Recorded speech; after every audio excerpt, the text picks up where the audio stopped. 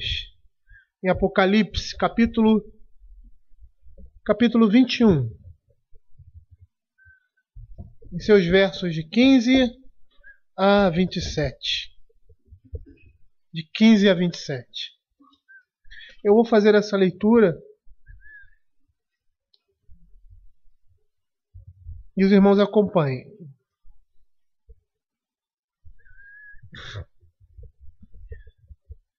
Aquele que falava comigo tinha por medida uma vara de ouro para medir a cidade, as suas portas e a sua muralha. A cidade era quadrangular, de comprimento e largura iguais, e mediu a cidade com a vara até 12.000 estádios. O seu comprimento, largura e altura são iguais. Mediu também a sua muralha, 144 côvados, medida de homem, isto é, de anjo. A estrutura da muralha é de jaspe, também a cidade é de ouro puro, semelhante a vidro límpido. Os fundamentos da muralha da cidade estão adornados de toda espécie de pedras preciosas. O primeiro fundamento é de jaspe, o segundo de safira, o terceiro de calcedônio, o quarto de esmeralda, o quinto de sardônio, o sexto de sardio, o sétimo de crisólito, o oitavo de berilo, o nono de topázio, o 10º de crisópraso, o 11º de jacinto e o 12º de ametista.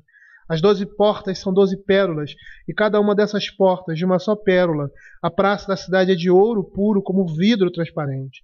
Nela não vi santuário, porque o seu santuário é o Senhor, o Deus Todo-Poderoso e o Cordeiro. A cidade não precisa nem do sol nem da lua para lhe darem claridade, pois a glória de Deus a iluminou, e o Cordeiro é a sua lâmpada. As nações andarão mediante a sua luz, e os reis da terra lhe trazem a sua glória. As suas portas nunca jamais fecharão de dia, porque nela não haverá noite. E lhe trarão a glória e a honra das nações. Nela nunca jamais penetrará coisa alguma, nem pratica abominação e mentira, mas somente os inscritos no livro da vida do Cordeiro. Vamos orar. Senhor, queremos te agradecer pela tua palavra e queremos pedir que o Senhor esteja nos dando o entendimento dela, Senhor. Te agradecemos, ó Pai, por estarmos aqui ouvindo, Senhor Deus, constantemente, domingo a domingo, Senhor Deus, a tua palavra sendo pregada, Senhor Deus, que a tua igreja aqui, Senhor Deus, te adorando, bendizendo o teu nome, Senhor. Não permita que jamais, ó Senhor, possamos olhar essas coisas como ordinárias, pura e simplesmente, e nos habituar ao culto, mas que o culto seja uma expressão da nossa vida. Possamos, ó Senhor Deus, sentir isso, viver isso, Senhor Deus. E que essa constância que tenhamos aqui, que temos aqui, melhor dizendo, Pai, sirva cada dia mais e mais para encher os nossos corações, para Deus falar, para Deus agir no nosso meio, para o Senhor nos preparar para receber o seu reino. É o que nós pedimos, em nome de Jesus. Amém. Nós estamos vendo que esses capítulos finais aqui de Apocalipse, ele se refere ao novo céu e à nova terra. E vimos também no capítulo 21, nos versos 9 em diante, como nós temos visto até o momento, vamos fazer uma descrição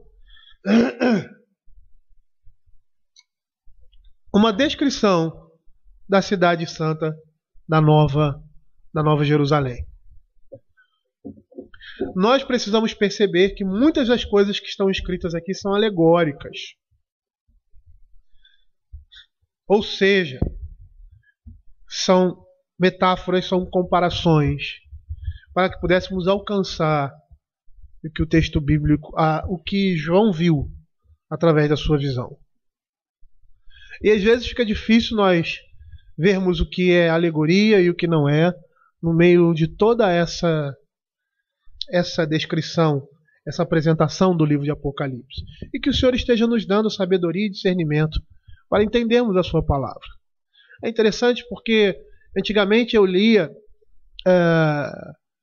alguns textos do Velho Testamento que falavam da Nova Jerusalém, da glória do povo de Deus, da glória de Deus, né? E provavelmente o judeu pensava assim também, que essas coisas estavam se referindo aqui nesse mundo. Mas nós percebemos que, a partir da leitura do Apocalipse, como nós lemos lá no Salmo, que essas coisas, elas apontam para o último dia. Elas apontam para a eternidade. Por mais que nesse momento algumas coisas do reino de Deus nós tenhamos contato e experiência delas. Essas coisas só se tornarão perfeitas quando o Senhor Jesus Cristo voltar e estabelecer o seu reino. Aí sim, a palavra de Deus, naquilo que ela fala de perfeição, ela vai se completar. Nós já vivemos uma parte do céu aqui, mas na realidade o que nós vivemos aqui, com a transformação da nossa alma, com a salvação, com a graça de Deus, com as bênçãos materiais, elas não se comparam com o que nós vamos receber no porvir. Temos um relance dessas coisas. O gozo no nosso coração, a satisfação, a ação do Espírito Santo quando fala o nosso coração poderosamente, esse prazer, esse sentimento que nós temos muitas vezes, que nos emociona, de vermos como se estivéssemos vendo visivelmente o nosso Senhor através das Sagradas Escrituras. Isso é só um relance do que nós vamos ter no porvir. O apóstolo Paulo disse que foi levado ao terceiro céu e viu coisas que não poderiam ser referidas aos homens. Coisas maravilhosas demais. Nós estamos tendo relance disso aqui, de algumas coisas no livro de Apocalipse. O livro de Apocalipse tem 22 capítulos. E só os últimos capítulos se referem especificamente a esse reino eterno, a essa segunda vinda de Cristo. Temos relances, como nós vimos, o desenvolvimento do livro de Apocalipse, ele falando dos santos com o Senhor, falando do reino dos céus, o trono de Deus, os 24 anciãos. Nós vemos esses relances. Mas aqui, nesse momento, a partir desses dois últimos capítulos, nós estamos vendo mais especificamente o reino de Deus que vem a este mundo. A nova Jerusalém que desce nesse mundo, ataviada como noiva para seu esposo. Dos versos 15 em diante, nós vamos perceber nessa descrição que João descreve o adorno da cidade. Nós vamos ver que um anjo mede a cidade santa. E João vai descrever isso.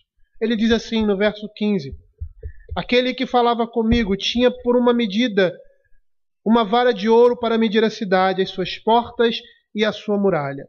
A cidade é quadrangular, de comprimento e largura iguais. E mediu a cidade com vara, até 12.000 estádios.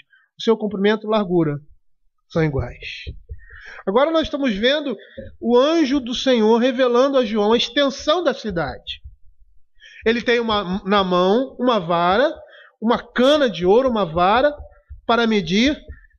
E nós vemos um paralelo com o capítulo 11 de Apocalipse, em que João também, a João é mandado que ele meça o templo e a cidade, ou melhor, o templo ali no capítulo 11, o santuário de Deus, mais especificamente.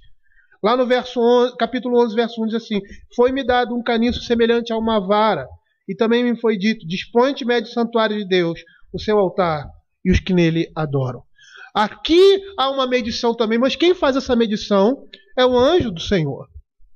E essa cana agora é uma cana de ouro. E é interessante porque ela vai se harmonizar com os elementos celestiais que são feitos de ouro e que são descritos aqui no livro de Apocalipse, como candelabro, harpas, taças, coroas, o altar do incenso, até mesmo as ruas feitas de ouro. Quem mede essa cidade, os seus portões e seus muros, não é João, mas é o anjo. E todas essas medições, elas estão catalogadas aqui no verso 16. Percebam aí. A cidade é quadrangular, de comprimento, de largura iguais, e mediu a cidade com vara até 12.000 estádios. O seu comprimento, largura e altura são iguais. O que não acontece lá em Apocalipse capítulo 11, verso 1. Ali não se apresenta essas medições.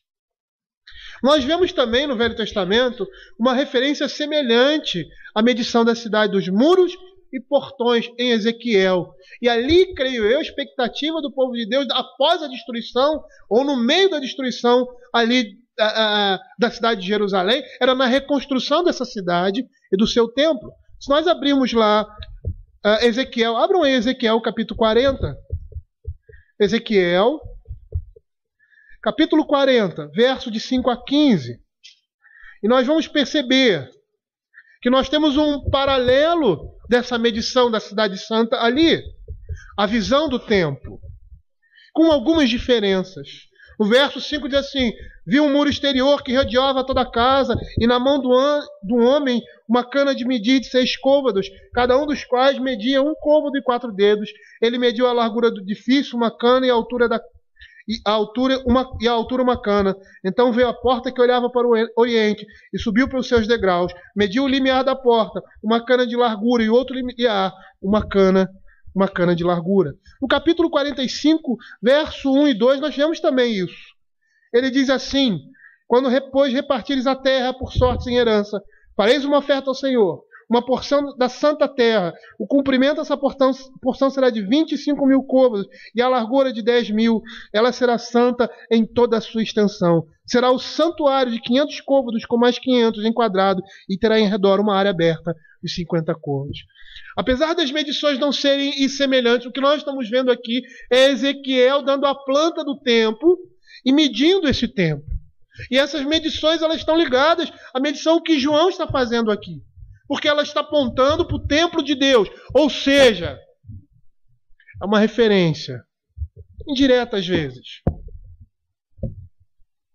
à cidade santa, à Nova Jerusalém, ao santuário de Deus, com o seu povo. É interessante nós observarmos que ali no templo de Ezequiel, a concepção mitológica daqueles homens naquela época é que a construção de um templo sempre se seguia a vitória de um determinado Deus sobre seus inimigos. E é isso que nós estamos vendo aqui. A cidade santa está sendo estabelecida, o santuário de Deus está sendo estabelecido após o Senhor derrotar todos os seus inimigos. No verso 16, e esse final do capítulo 22, ele vai ser extremamente descritivo. E aí a nossa dificuldade, muitas vezes, em aplicar essa descrição àquilo que o livro de Apocalipse está... o ensino que o livro de Apocalipse está nos trazendo. Mas aí no verso 16 ele diz assim: a cidade é quadrangular, de comprimento e largura iguais. E mediu a cidade com vara até 12.000 estádios. O seu comprimento e largura são iguais. Mediu também a sua muralha, 144 côvados, medida de anjo e de homem. Nós temos nessa medição aqui um cubo perfeito. O cubo já é símbolo de perfeição. E o que nós vemos aqui é que essa visão está trazendo à memória o Santo dos Santos do Templo de Salomão. E essa forma cúbica aqui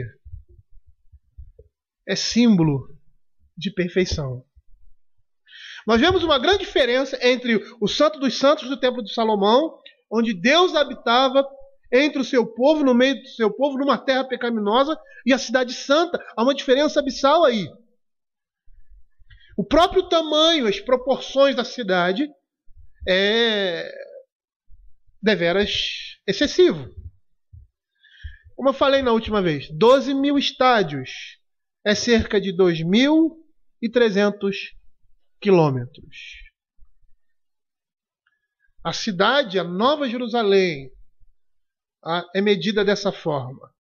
Essa medida, ela é, vamos dizer assim, representativa do tamanho da Nova Jerusalém? Não, ela é simbólica. Eu não conheço na antiguidade uma cidade cercada por muros que tenha 2.300 quilômetros. 2.300 quilômetros de extensão, comprimento, largura e altura. Se nós medirmos o comprimento e a largura, nós vamos ter algum resultado. 2.300 quilômetros 2.300 quilômetros é o quê? É mais ou menos daqui até Recife. É 3.000 quilômetros em Recife, um pouco menos.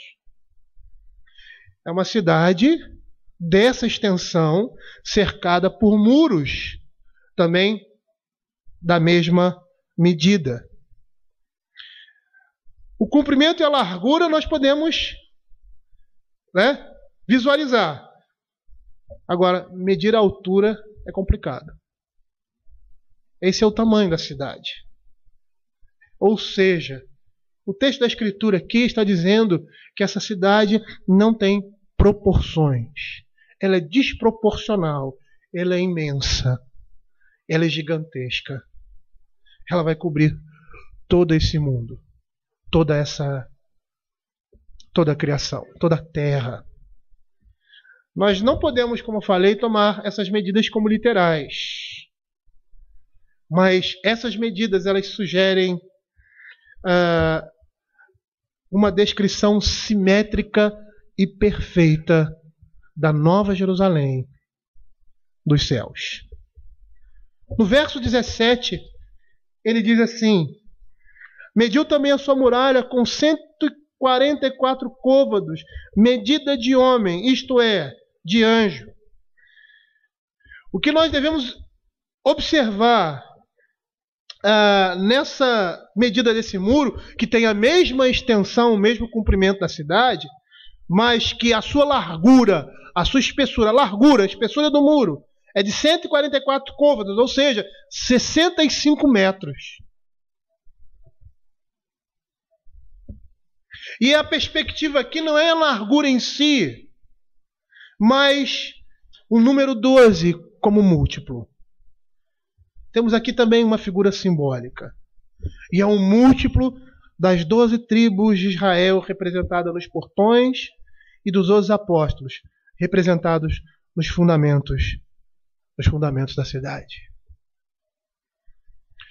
Toda essa linguagem mostra que essa cidade, ela pertence a nós. Que nós somos cidadãos dessa cidade. Lá em Hebreus, nós vemos os crentes dizendo, Abraão e todos os outros, que ansiavam por uma pátria. Não aqui, porque se fosse aqui eles pensariam naquela que eles deixaram, mas eles estão almejando uma pátria celestial. E quando Abraão sai da sua terra e da sua parentela, a perspectiva que nós vemos ali em Hebreus é que ele não recebe aquela terra, mas ele sabia que a posse da terra seria dele. E que aquela terra representaria a Nova Jerusalém. A pátria, a verdadeira pátria que ele almejava. Essa cidade, ela tem como fundamento os 12 apóstolos. Ela é edificada sobre Cristo. E ela é feita com um propósito, para abrigar o povo de Deus. Para a morada do povo de Deus com o Altíssimo. No verso 18 ele vai falar da estrutura da muralha. Ele diz: a estrutura da muralha é de jaspe, também a cidade é de ouro, semelhante a vidro límpido. E nesses versos João vai mostrar a beleza da cidade. Ele vai falar do muro e da aparência da cidade santa. O muro é feito de jaspe. João descreve que aquele que ocupa o trono como semelhante ao jaspe. Abram aí Apocalipse capítulo 4, verso 3. E esse que se acha sentado é semelhante no aspecto à pedra de jaspe, a de sardônio, e ao redor do trono há um arco-íris semelhante no aspecto da esmeralda. Ou seja, essas pedras, a beleza dessas pedras está representando a glória de Deus. E provavelmente esse jaspe é uma variedade do quartzo nas suas várias matizes. Então ele apresenta várias cores. Ele tem tons de verde, tem tons de amarelo, tem tons de marrom e tem tons de verde mosqueado. E essa beleza, essa beleza, essa luminosidade que é descrita aqui dessas pedras preciosas servem para descrever a glória de Deus refletida nessas pedras. É um quadro de uma beleza indescritível. Eu não sei se vocês já tiveram oportunidade de entrar num lugar e ver, como um amigo meu viu, na rocha, um veio de ouro, com mais de 2 metros. E ele disse que foi uma coisa assim, que ele nunca tinha visto isso na vida dele. Foi lá em Roraima, uma região de garimpo. Estava fechada já, com uma ONG estrangeira dominando aquele local. E ele disse que entrou numa caverna e tinha na parede da caverna, era ouro de fora a fora. Deve ser um espetáculo maravilhoso. As cores, o brilho. E essas coisas aqui são colocadas para representar a glória, a perfeição e a santidade de Deus. Lá em Êxodo capítulo 28, verso 20, nós temos a pedra de jaspe, que faz parte das vestes sacerdotais. E diz assim o texto: a 4ª ordem será de berilo, ônix e jaspe. Elas serão guarnecidas de ouro nos seus engastes. Em Ezequiel também, capítulo 28, verso 13, se referindo à glória que Satanás tinha antes da sua queda, sendo imagem do rei Tiro. Ele diz assim: estavas no Éden, jardim de Deus. De todas as pedras preciosas te cobrias: o sárdio, o topázio, o diamante, o berilo, o ônix, o jaspe, a safira, o carbúnculo e a esmeralda. De ouro se te fizeram os engastes, e os ornamentos no dia em que foste criado foram eles preparados. Queridos, essas pedras preciosas aqui, elas estão representando no seu brilho, nas suas cores, a perfeição e a glória de Deus. E os comentaristas dizem que essa pedra aqui de jaspe, ela difere da pedra de jaspe que nós temos. João está descrevendo o brilho dessa pedra em sua plenitude, ou seja, a radiância de Deus em luz deslumbrante. É a glória de Deus que está sendo representada. Porque essa cidade representa essa glória. Ele diz que a cidade é de ouro, semelhante ao vidro transparente. Naquela época, os espelhos, e aqui a ideia de um espelho, era opaco.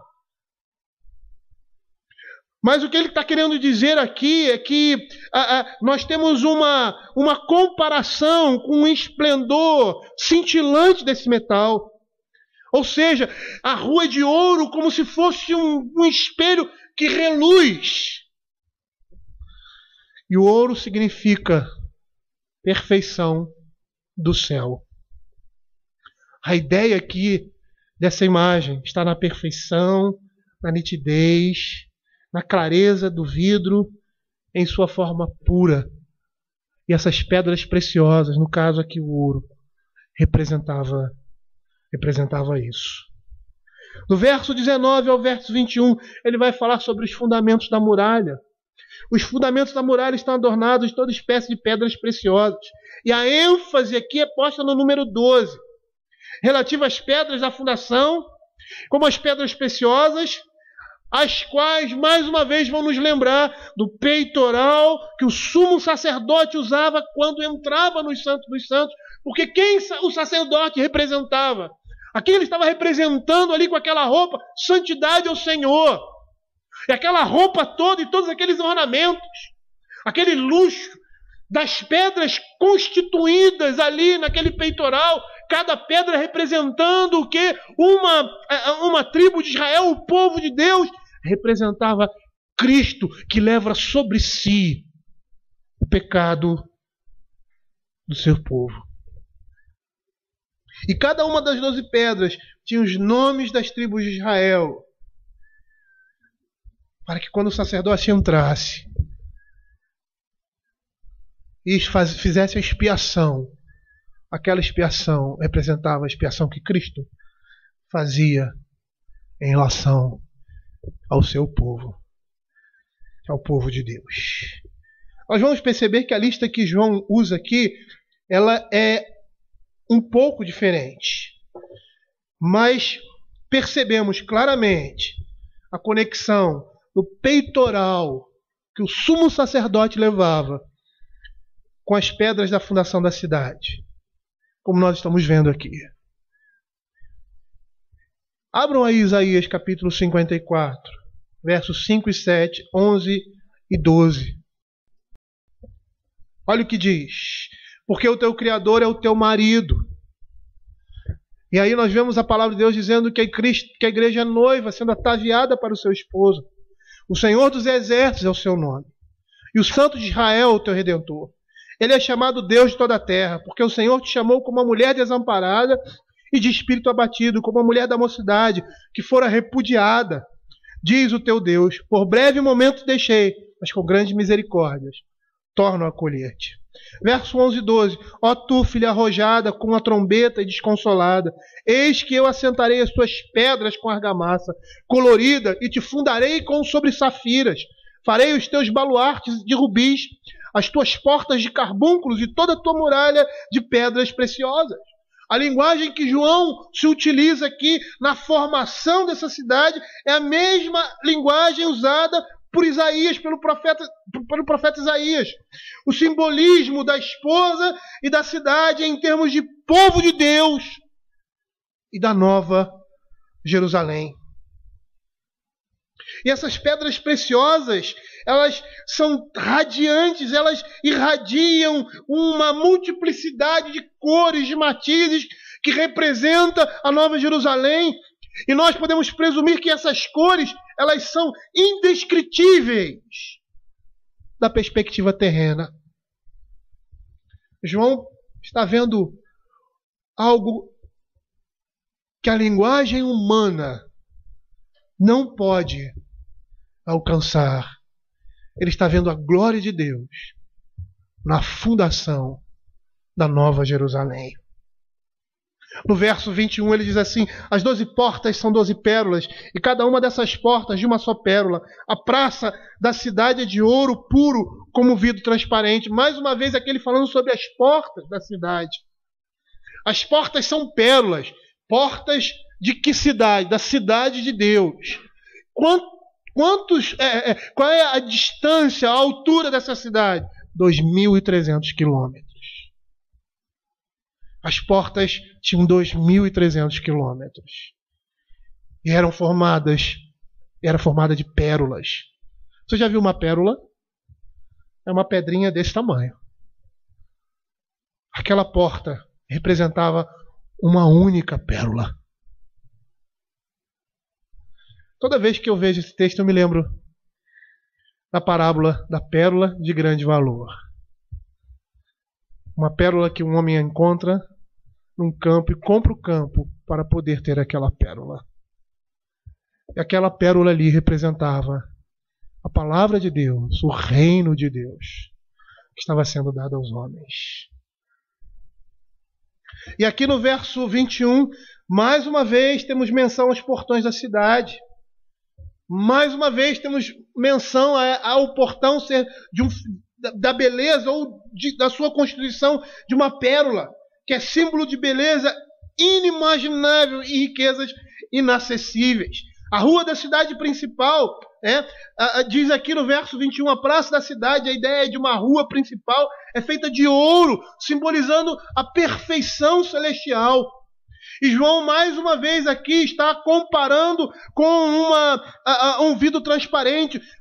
A sua claridade era de um grau tal, isentas de qualquer tipo de imperfeições.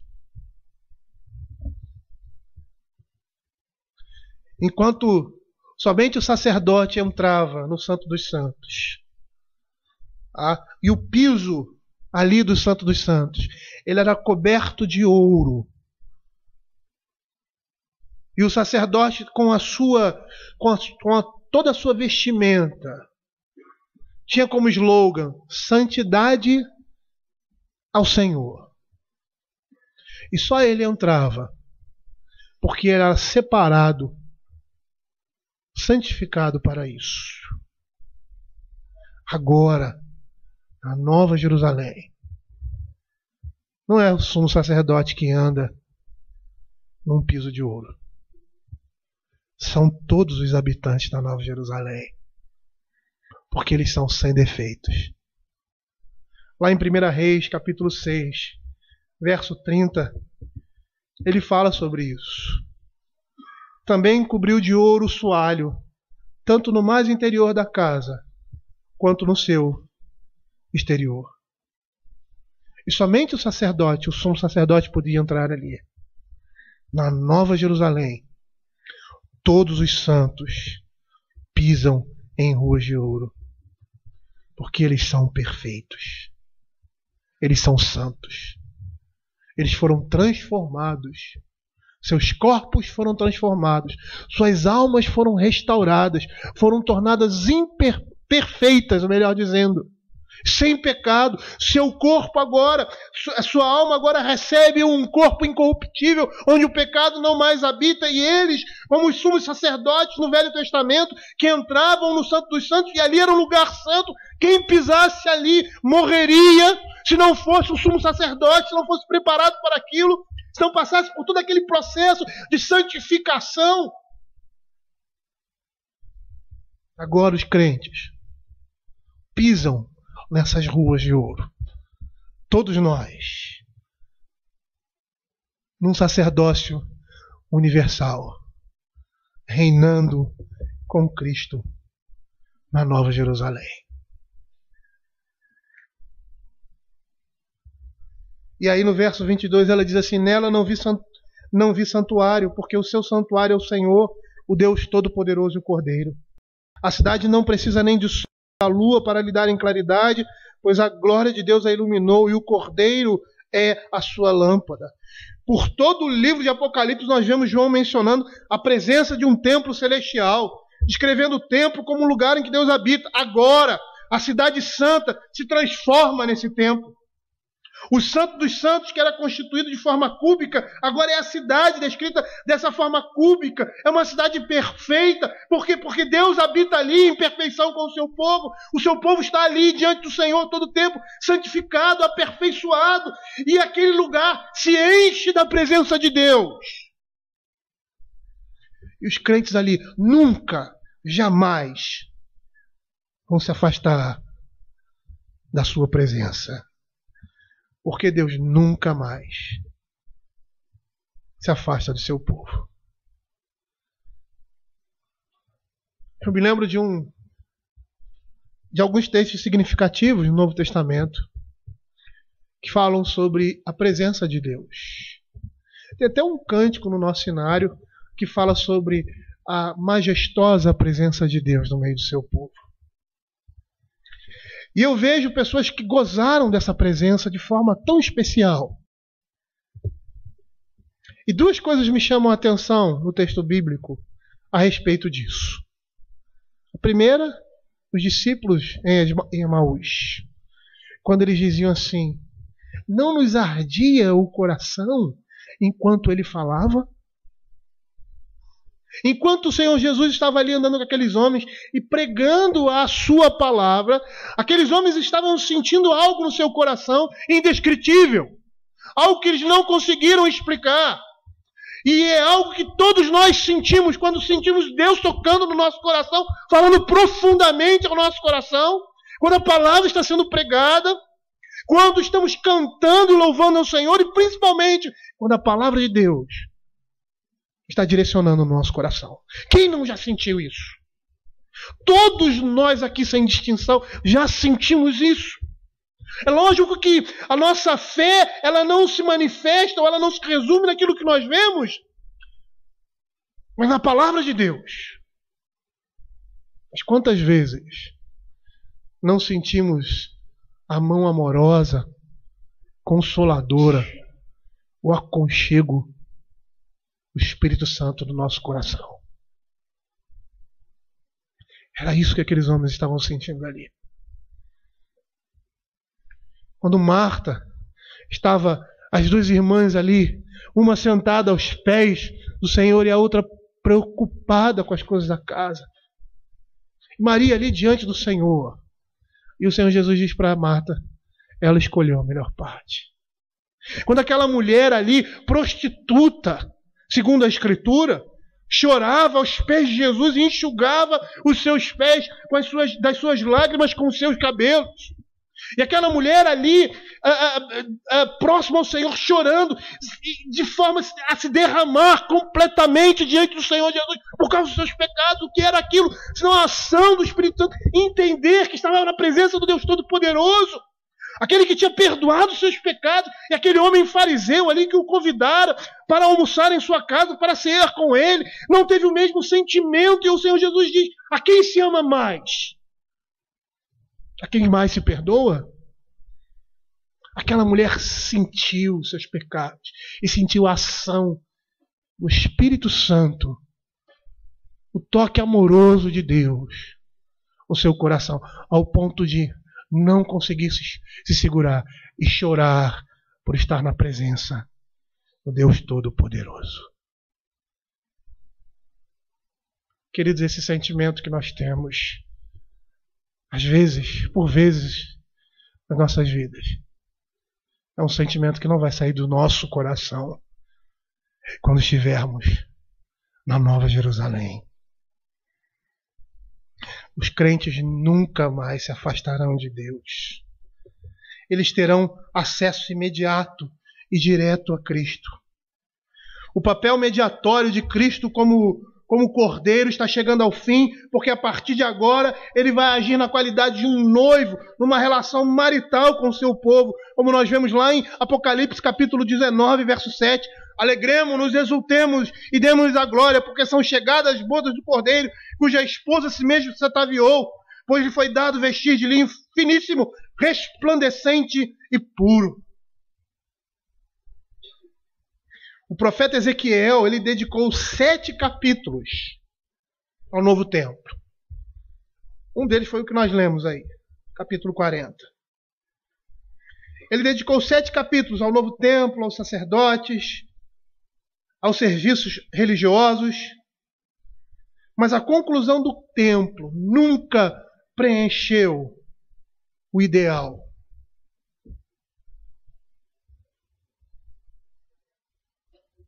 Lá em Esdras, capítulo 3, verso 12.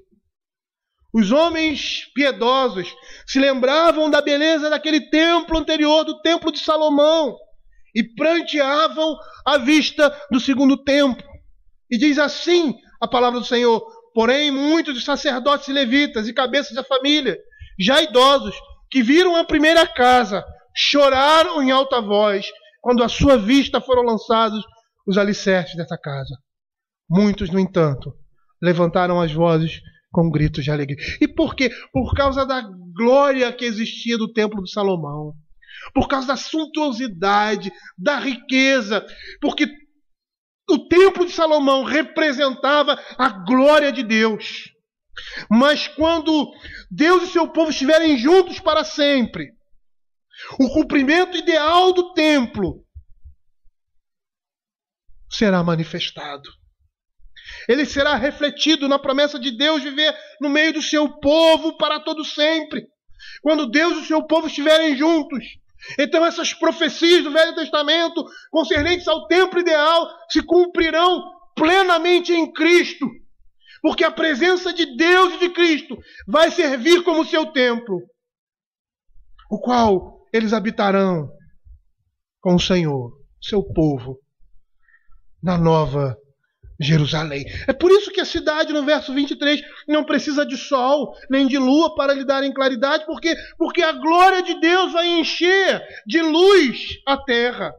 Lá em Isaías, capítulo 60, verso 19, a palavra de Deus diz assim: nunca mais te servirá o sol para a luz do dia, nem com o seu resplendor a lua te iluminará, mas o Senhor será a tua luz perpétua e o teu Deus a tua glória. A palavra de Deus aqui diz que o Cordeiro é a sua lâmpada. O Senhor Deus e Cristo, eles partilham da mesma glória. No verso 23 ele diz assim: pois a glória de Deus a iluminou, e o Cordeiro é a sua lâmpada. E no mesmo capítulo, ou melhor, no capítulo 22, no verso 5, ele diz assim: então já não haverá noite, nem precisam eles de luz de candeia, nem do sol, porque o Senhor Deus brilhará sobre ele, e reinarão pelos séculos dos séculos. A fonte de luz é o próprio Deus, essa luz divina que torna irrelevante todas as demais fontes de luz, o sol, a lua, que foram criados com esse propósito, para iluminar. Eles cessam de funcionar na eternidade. Por quê? Porque Cristo vai iluminar todo esse mundo com a sua glória.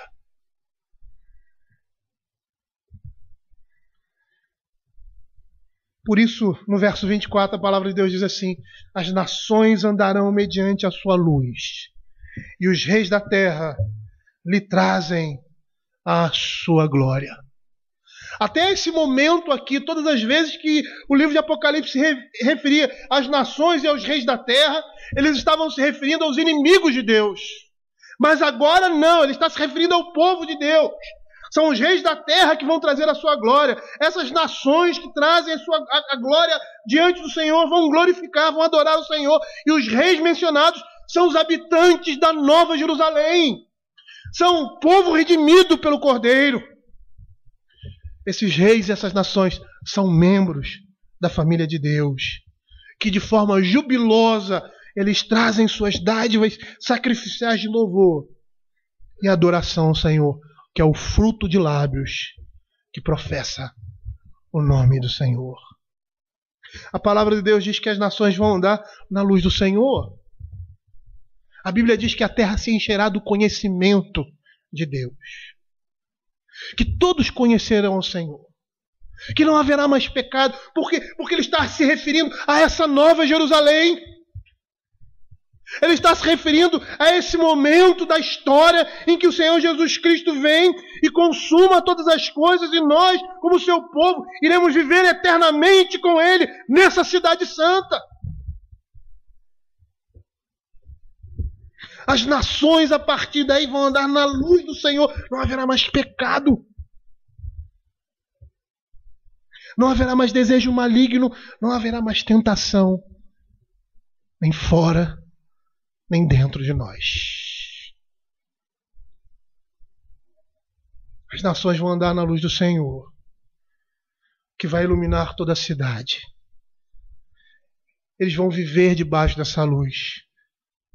E como consequência disso, vão oferecer a glória e a honra ao Senhor, como diz o verso 26. E lhe trarão a glória e a honra das nações. Olha o que diz Isaías no seu capítulo 60, versos de 3 a 5.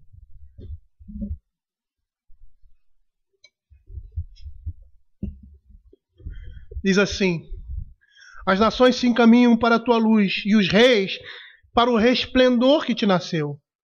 Levanta em redor os olhos e vê. Todos esses se ajuntam e vêm ter contigo.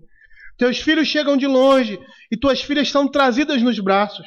Então o verás, e serás radiante de alegria. O teu coração estremecerá e se ditará de júbilo, porque a abundância do mar se tornará a ti, e as riquezas das nações virão a ter contigo.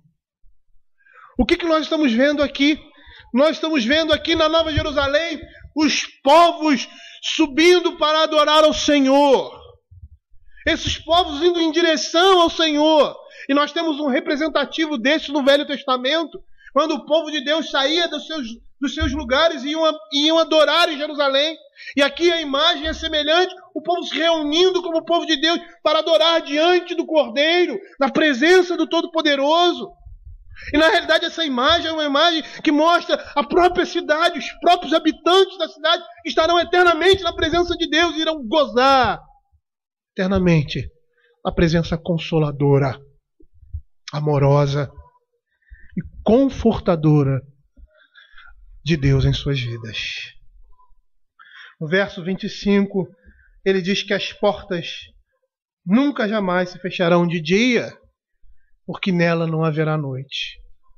Nós falamos sobre as portas estarem abertas lá nos versos anteriores, no verso 12, quando ele diz que tinha grande muralha e 12 portas, essas portas estão constantemente abertas. E nós vimos que as portas estarem abertas ali também tem um sentido, como na escritura aqui em Apocalipse, de comunhão com Deus.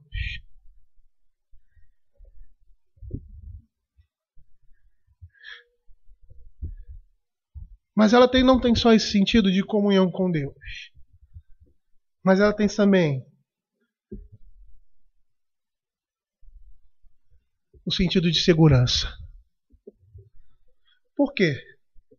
Porque nos tempos antigos, os portões das cidades eram fechados à noite para a segurança e tranquilidade da cidade. Essas portas permanecem abertas. Por quê? Porque a cidade santa vive na luz do Senhor, eles estão seguros. Os crentes na cidade santa estão se aquecendo da luz eterna, eles jamais vão experimentar escuridão ou treva. Os portões estão constantemente abertos, os moradores da cidade estão absolutamente seguros de toda e qualquer força maligna. Por quê? Porque todos eles foram condenados no lago de fogo e enxofre. Todos estão lá.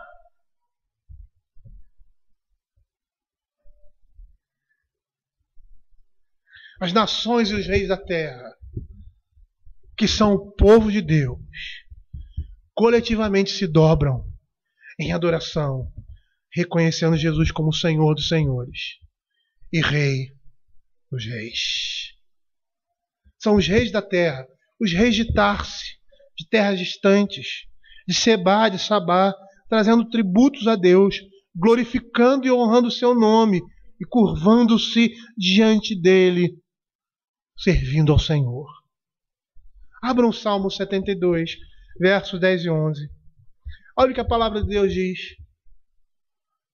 Paguem-lhe tributos os reis de Tarsis, e das ilhas os reis de Sebá e Sabá lhe ofereçam presentes, e todos os reis se prostram perante ele, todas as nações o sirvam. Salmo 102, verso 15.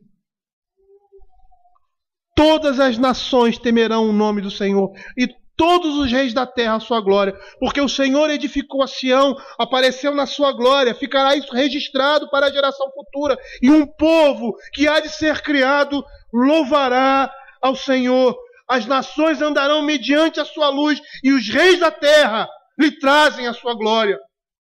O que nós estamos vendo aqui no livro de Salmos e em muitos livros ali do Velho Testamento, apontando para esse momento em que os reis da terra vão glorificar o nome do Senhor, eles vão se apresentar todos diante de Deus para adorá-lo. Esse fato, esse acontecimento, será um acontecimento que vai ocorrer quando o Senhor Jesus Cristo voltar e estabelecer o seu reino nesse mundo. E nesse reino, nunca, jamais penetrará coisa alguma contaminada. Verso 27. Nela, nunca jamais penetrará coisa alguma contaminada, nem o que pratica abominação e mentira, mas somente os escritos no livro da vida do Cordeiro. Queridos, esses versos eles são dirigidos aos que vivem na terra antes do juízo. Aqui, o livro de Apocalipse está falando de um tempo futuro, um tempo em que o Senhor Jesus Cristo vai vir, vai estabelecer a sua igreja. Todos aqueles que fazem oposição, que não se dobraram ao senhorio de Cristo e não o serviram, serão lançados no lago de fogo e enxofre. Mas aqui ele está se referindo ao tempo de agora, ou seja, ao tempo de João. João está dizendo para aquelas pessoas que não haverá oportunidade de arrependimento e aceitação no céu. A renovação espiritual ela se concretiza na presente vida, não na vida por vir. E a palavra de Deus diz que coisa contaminada, nenhuma coisa contaminada entrará nesse reino. E digam o que quiserem dizer. Como sublimação dos sofrimentos desse mundo, como mito, fantasia. Mas essas coisas são reais.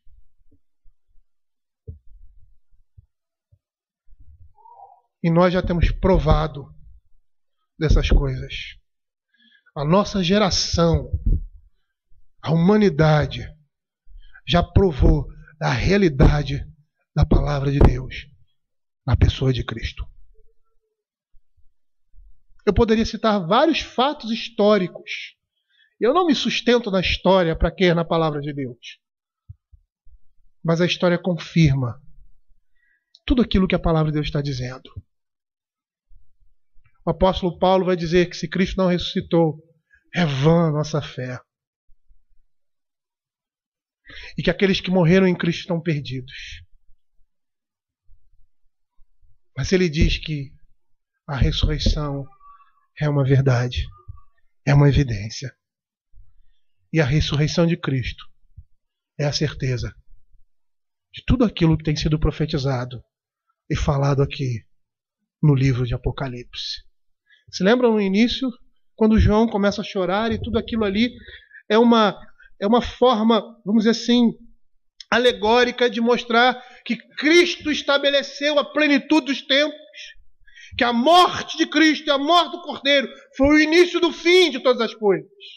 A promessa feita lá no Éden, que o filho da mulher, o descendente da mulher, ia pisar na cabeça da serpente, e essa serpente iria morder o seu calcanhar, mas que ele ia golpeá-la com um golpe de morte. E ali estava falando da sua morte, da sua ressurreição. Da morte e ressurreição de Cristo. E que nessa morte e nessa ressurreição,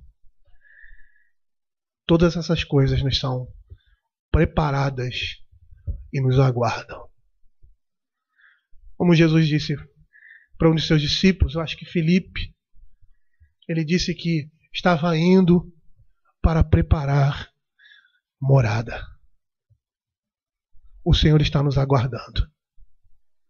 Nós somos esperados. A nossa presença no céu é aguardada pelo nosso Senhor. Mas nesse lugar, as coisas contaminadas não vão entrar. E a expressão que João usa aqui é uma expressão ritualística.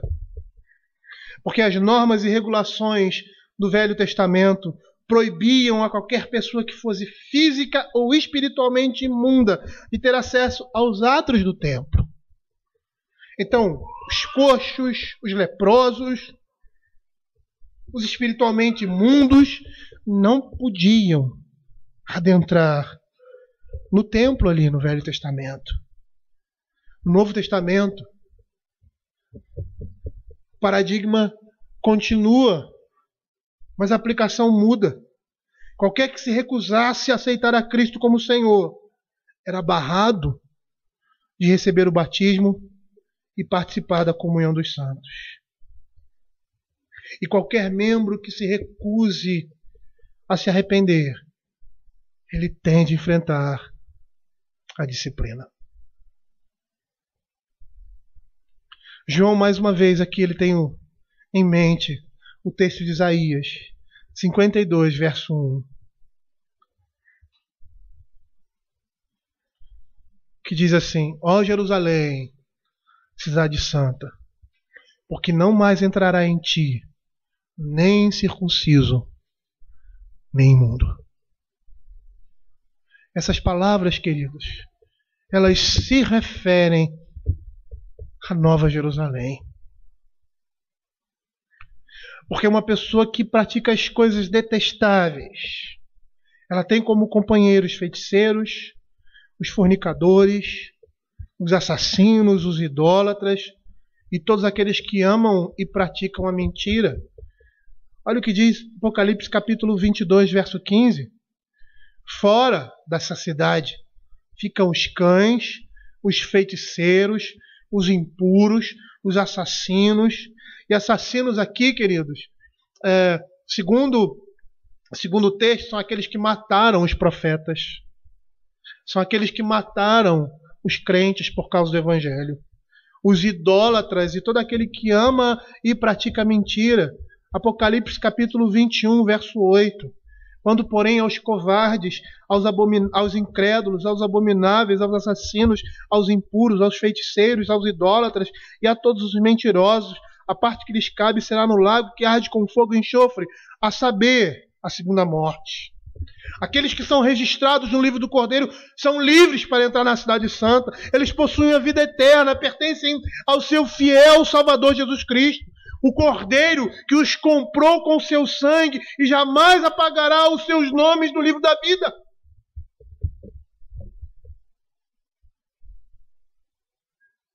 Quando o Senhor Jesus ele abre os selos, e naquela representação, João começa a chorar.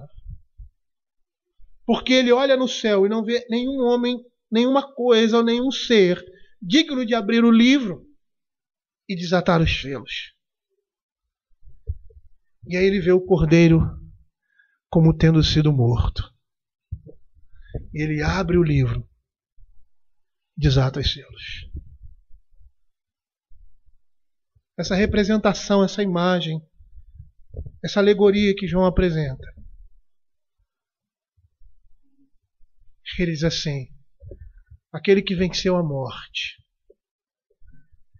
aquele que ressuscitou e nos justificou, ele é digno para abrir o livro e trazer o juízo de Deus, e trazer a cidade santa, e trazer os santos, os salvos, em segurança para o seu reino eterno. É isso que aquela imagem quer dizer. Lá em Apocalipse capítulo 3, verso 5. Diz assim: o vencedor será assim vestido de vestiduras brancas, e de nenhum modo apagarei o seu nome do livro da vida. Pelo contrário, confessarei o seu nome diante do meu Pai e diante dos seus anjos. Uma coisa me chamou a atenção aqui. E é uma coisa que é repetidamente apresentada na Escritura.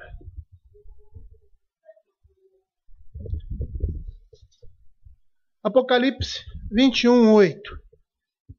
Diz assim: quanto porém aos covardes, a parte que lhe cabe será no lago de fogo. E é interessante porque ele apresenta aqui a cidade santa. Ele não está falando mais no momento em que o pecado está no mundo. Aqui, a visão de João é quando todas as coisas foram consumadas, é quando Cristo já vem com a sua igreja. A igreja de Cristo, ou seja, a cidade santa, a nova de Jerusalém, o novo céu e a nova terra se estabelece. Essa é a descrição do futuro que João está vendo. Mas nesse momento ele fala: quanto porém aos covardes. Ele está falando para aquelas pessoas ali naquele momento. Ele está mostrando a grandiosidade da glória de Deus, a salvação de Deus. Mas ele fala do juízo. Verso 27 do capítulo 21. Mais uma vez, a glória da cidade. A glória de Deus. Deus no meio do seu povo. Juízo de novo. Nela nunca mais penetrará coisa alguma contaminada, nem o que pratica abominação e mentira.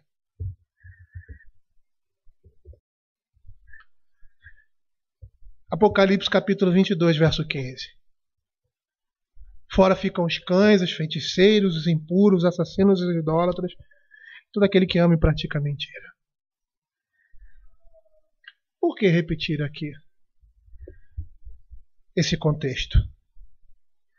Por que repetir essas coisas mais uma vez?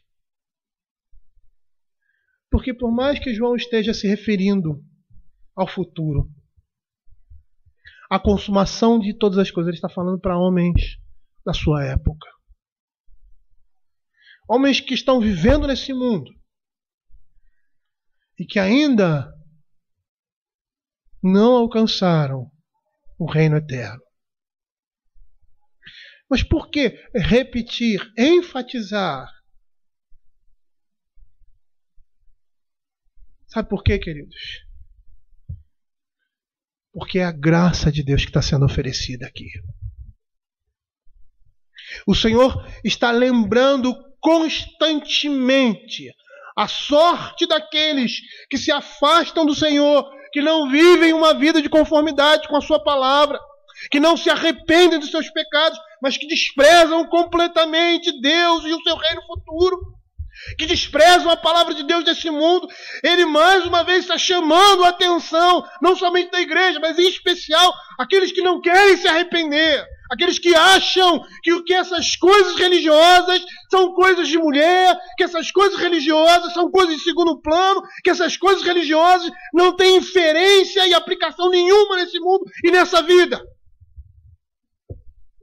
E por causa da cegueira espiritual, do engano, até mesmo do mau exemplo da igreja nesse mundo, uma igreja pervertida, que não é a igreja de Cristo, esses homens olham para essas coisas e não dão o valor devido.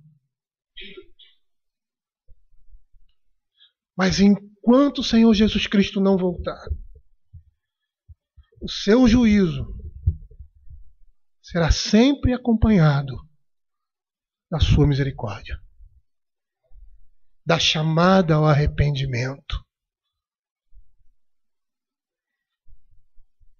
Em Ezequiel capítulo 33, o Senhor diz que não tem prazer na morte do perverso. Antes quer que o perverso se converta e se arrependa dos seus pecados. Em Isaías 55, que fala da graça de Deus sendo oferecida, ele diz assim: buscai ao Senhor enquanto se pode achar, invocai-o enquanto está perto. Deixe o perverso o seu caminho e o iníquo os seus pensamentos. Converta-se ao Senhor e seja por ele curado. Enquanto o Senhor Jesus não voltar, é hora e é momento para nós nos arrependermos do nosso pecado. Um pecado de completa indiferença com as coisas do reino de Deus. O pecado de não aceitação das verdades da palavra de Deus.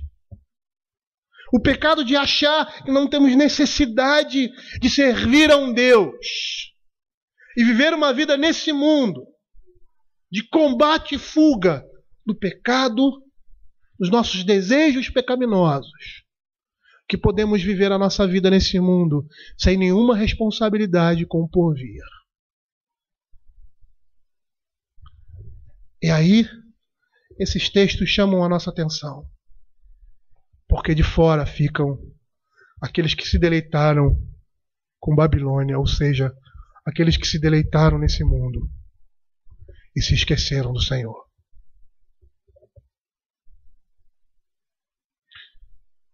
O Senhor está avisando, porque Ele ama aqueles aos quais Ele avisa.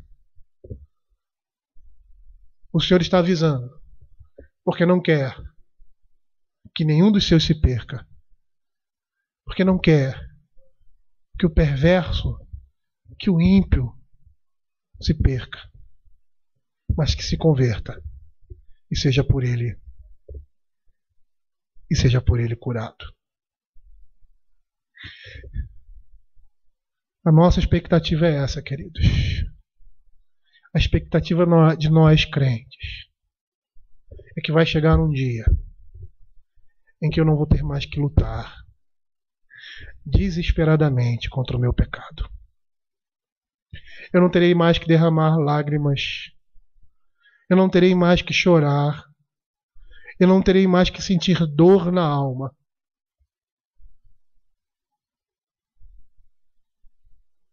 Porque todas essas coisas vão passar.